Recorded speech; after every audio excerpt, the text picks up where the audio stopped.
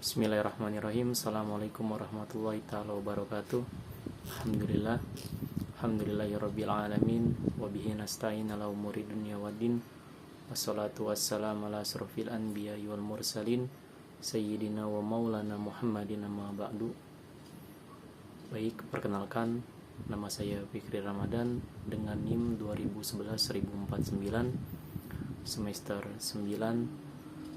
Di sini saya akan membuat video tentang materi yaitu peradilan agama untuk memenuhi tugas ujian komprehensif kompetensi utama dengan dosen pengampu yaitu Bapak Hafizul Ahdi MH.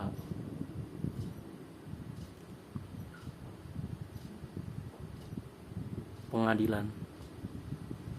Adapun pengadilan adalah badan atau instansi resmi yang melaksanakan sistem peradilan berupa memeriksa, mengadili, dan memutus perkara. Bentuk dari sistem peradilan yang dilaksanakan di pengadilan adalah sebuah forum publik yang resmi dan dilakukan berdasarkan hukum acara yang berlaku di Indonesia.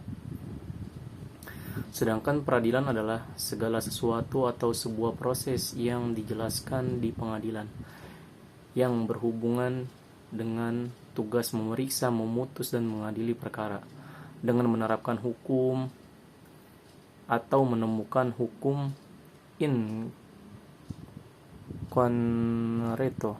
Hakim menerapkan peraturan hukum kepada hal-hal yang nyata yang dihadapkan kepadanya untuk diadili dan diputus, untuk mempertahankan dan menjamin ditaatinya hukum material dengan menggunakan cara prosedural yang ditetapkan oleh hukum formal. Dari kedua uraian di atas dapat dikatakan bahwa pengadilan adalah lembaga tempat subjek hukum mencari keadilan, sedangkan peradilan adalah sebuah proses dalam rangka menegakkan hukum dan keadilan atau suatu proses mencari keadilan itu sendiri. Mahkamah Agung Republik Indonesia merupakan satu-satunya badan yudikatif yang mana sebuah badan menjamin tegaknya keadilan dengan instrumen di dalamnya. Para pegawai-pegawai sebagai aparatur negara, stakeholder pada pasal 24 ayat 2 Undang-Undang Dasar Negara Republik Indonesia tahun 1945 yang telah diamandemenkan dinyatakan bahwa kekuasaan kehakiman dilakukan oleh sebuah mahkamah agung dan badan peradilan yang berada di bawahnya dalam lingkungan peradilan umum, lingkungan peradilan agama, lingkungan peradilan militer, lingkungan peradilan tata usaha negara, dan oleh sebuah mahkamah konstitusi.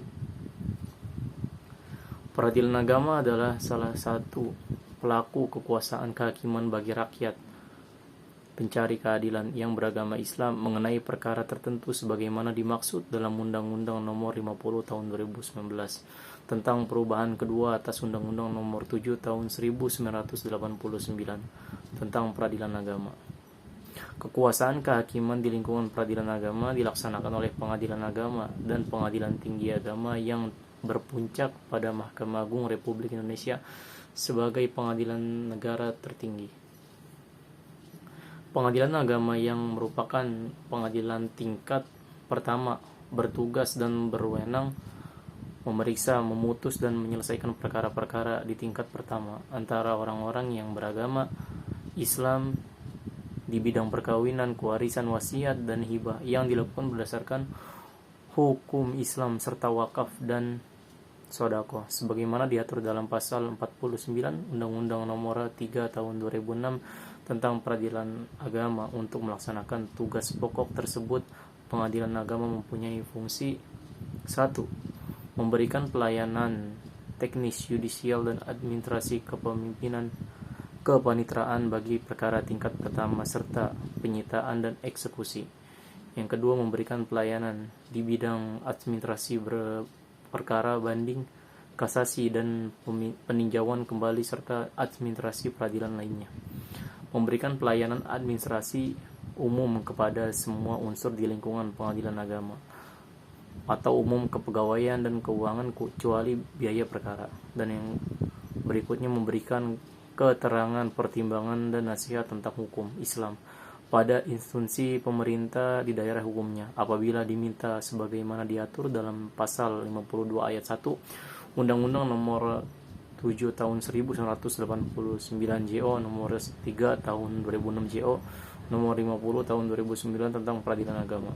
Dan yang berikutnya memberikan pelayanan penyelesaian permohonan pertolongan pembagian harta peninggalan di luar sengketa antara orang-orang yang beragama Islam yang di lingkungan berdasarkan hukum Islam sebagaimana diatur dalam pasal 107 ayat 2 Undang-Undang Nomor 7 Tahun 1989 JO, Nomor 3 Tahun 2006 JO, Nomor 50 Tahun 2009 tentang peradilan agama.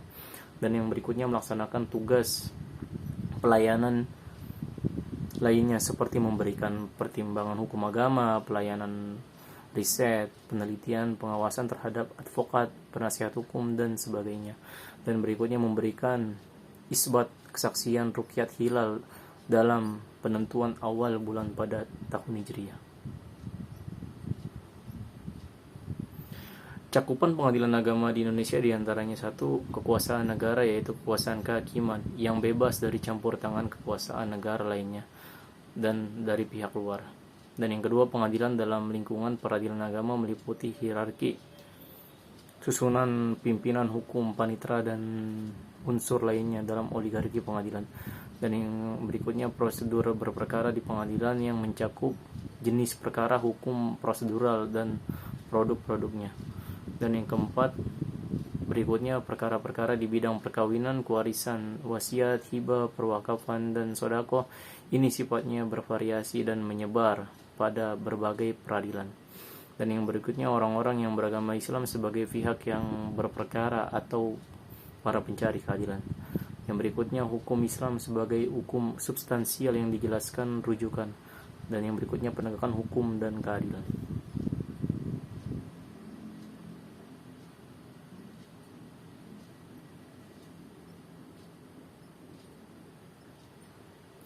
Adapun metode studi pengadilan agama dan hubungannya dengan bidang lainnya kurang lebih terdiri dari 6 metode. Yang pertama ada pengkajian relasional. Metode pengkajian relasional ini maksudnya adalah mencari titik temu antara peradilan agama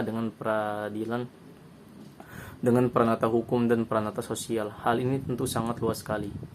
Dan yang kedua, pengkajian sosiohistoris.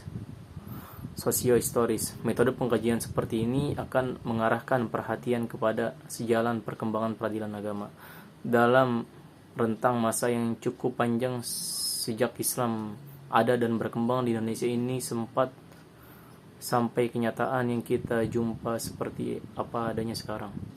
Perwujudan peradilan agama dalam rentang waktu panjang tersebut muncul dalam bentuk dan sistem yang beraneka ragam. Tentu ini erat kaitannya dengan dinamisasi masyarakat pada waktu itu, dilatar belakangi sosial kultural, budaya, politik, dan aspek lainnya yang ada. Dan yang berikutnya, pengkajian sistematik yang ketiga, peradilan agama adalah merupakan bagian dari sistem terbentuknya negara kesatuan Republik Indonesia yang berdasarkan hukum. Maka metode pengkajian sistematik ini akan mencoba menyoroti ekspektasi peradilan agama dalam penyelenggaraan negara kesatuan Republik Indonesia yang berdasarkan hukum ini. Pengkajian yang keempat ada pengkajian aspektual, yaitu metode pengkajian aspektual ini adalah suatu metode di mana seorang yang membahas peradilan agama di Indonesia dengan tidak membahas secara keseluruhan tetapi hanya mengkaji satu aspek saja. Dan yang kelima, pengkajian perbandingan. Metode pengkajian ini lebih terarah kepada pencarian persamaan dan perbedaan setelah terlebih dahulu dilakukan perbandingan terhadap peradilan agama itu sendiri, mungkin saja didasarkan atas perbedaan masa atau karena perbedaan tempat. Dan yang keenam, pengkajian analisis jurisprudensi. Metode seperti ini dilakukan dalam rangka mengkaji dan menganalisis produk hukum pengadilan agama yang telah berkekuatan hukum tetap baik itu berupa keputusan maupun berupa ketetapan yang dipahami sebagai keputusan yang sangat bermanfaat bagi hakim lainnya untuk dijadikan sebagai pedoman.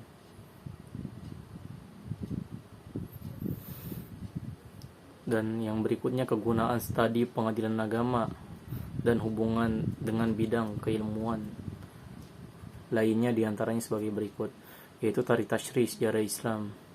Yang kedua, Risalah Al-Qadha Umar, Surat Umar bin Khattab. Yang berikutnya, majalah Al-Ahkam Al-Adiyah, dijumpai di kerajaan Turki Utsman. Yang berikutnya, Siasah Syariah, berbicara mengenai bagaimana metode pencapaian hukum dalam masyarakat, baik melalui infrastruktur sosial maupun melalui substruktur sosial. Berhubungan masyarakat itu bersifat dinamis, maka metode menerapkan hukum itu pun bisa bervariasi sesuai dengan ungkapan Ibnu Qayyim. Perbedaan penerapan fatwa ini erat kaitannya dengan perbedaan masa, tempat, kondisi, niat, dan adat. Demikian juga halnya dengan keputusan pengadilan itu sendiri. Sifatnya bisa bervariasi, kendati kasusnya sama tapi dengan sosio budaya dan politis siasa yang berbeda, karena kedua hal itu dipahami mempunyai hubungan yang erat. Dan yang berikutnya ada Al-Qadha Al-Fi Al-Islam, adalah peradilan Islam yang berdasar kepada Al-Quran dan Hadis. Berhubungan peradilan agama adalah peradilan khusus bagi orang Islam dalam rangka menjalankan syariat Islam dalam bidang-bidang tertentu, maka penamaan kedua hal ini sangat dominan sekalipun mempunyai hubungan yang sangat erat. Dan yang berikutnya ada fikih munakahat, fikih mawaris, dan fikih muamalah. Wewenang absolut peradilan agama meliputi bidang perkawinan, kewarisan, perwakafan, dan ekonomi syariah. Sejalan dengan ini, maka peradilan agama di Indonesia mempunyai hubungan sangat erat dengan hukum perkawinan Islam, hukum kewarisan Islam, dan hukum perwakafan, dan hubungan sesama manusia dalam hal ini dibatasi pada ekonomi syariah. Dan yang terakhir ada hukum acara.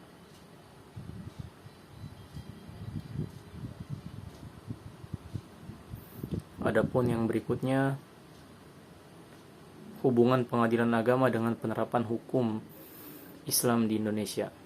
Penerapan hukum Islam lewat jalur infrastruktur dan pengadilan agama sebagai peranata hukum. Institusi hukum Islam yang dibentuk oleh pemerintah atau badan penyelenggara kekuasaan negara, substruktur, terbagi menjadi dua. Yang pertama di bidang peradilan kehakiman yudikatif, dan yang kedua di bidang pemerintahan menteri agama eksekutif. Institusi hukum Islam yang dibentuk melalui peranata sosial yang tersedia infrastruktur, yaitu melalui organisasi sosial maupun kemasyarakatan, baik yang bergerak di bidang pendidikan lalu disosialisasikan dalam bentuk pesantren dan madrasah, maupun dalam bidang lainnya seperti fatwa yang diapresiasikan melalui MUI, institusi ekonomi yang diasosiasikan menjadi Baitul Mal wal Tanwil atau yang disingkat BMT, institusi zakat yang diasosiasikan menjadi Badan Amil Zakat, Infak, dan Sedekah Baziz, institusi dakwah yang diasosiasikan menjadi lembaga dakwah, kampus LDK. Semua institusi yang ada di Indonesia ini bertujuan memenuhi kebutuhan masyarakat muslim, baik kebutuhan fisik maupun kebutuhan non-fisik. Institusi tersebut diantaranya ialah NU, Muhammadiyah, dan MUI.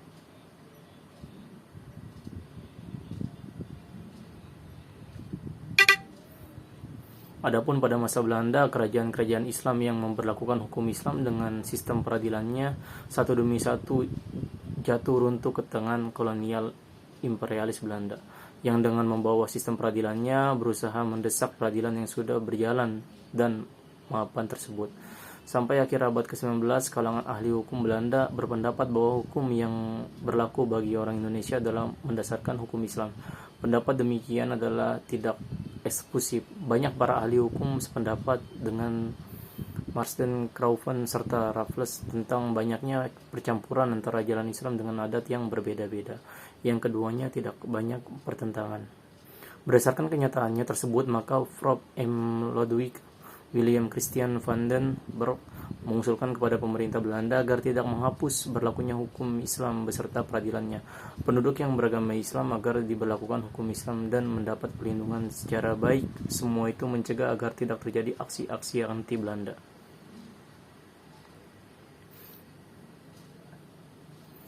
Untuk itu, pemerintah Belanda mengeluarkan peraturan yang pertama tentang pengadilan di Jawa, yaitu pada tanggal 7 Desember 1835 nomor 6 STB 1835 nomor 58. Peraturan ini pada prinsipnya menyatakan bahwa kalau di antara orang Jawa timbul perkara tentang perkawinan, warisan dan sebagainya yang harus diputuskan menurut hukum Islam, maka kiai penghulu atau ulama harus memutuskan menuntut hukum Islam, istilah yang kemudian disebut teori receptio in complexu. Dengan dikeluarkannya peraturan tersebut, berarti pemerintahan penjajah untuk pertama kalinya secara formal mengakui berlakunya hukum Islam dan peradilan Islam mulai saat itu. Jika di dalam masyarakat timbul masalah-masalah yang menyangkut peradilan agama, Belanda mulai ikut mengatur dan mengawasi secara aktif. Baik, mungkin itulah penjabaran tentang materi peradilan agama sebagai tugas ujian komprehensif dengan dosen penguji Bapak Hafizul Ahdi MH, yaitu kompetensi utama. Dari saya kurang lebihnya mohon maaf. Assalamualaikum warahmatullahi wabarakatuh.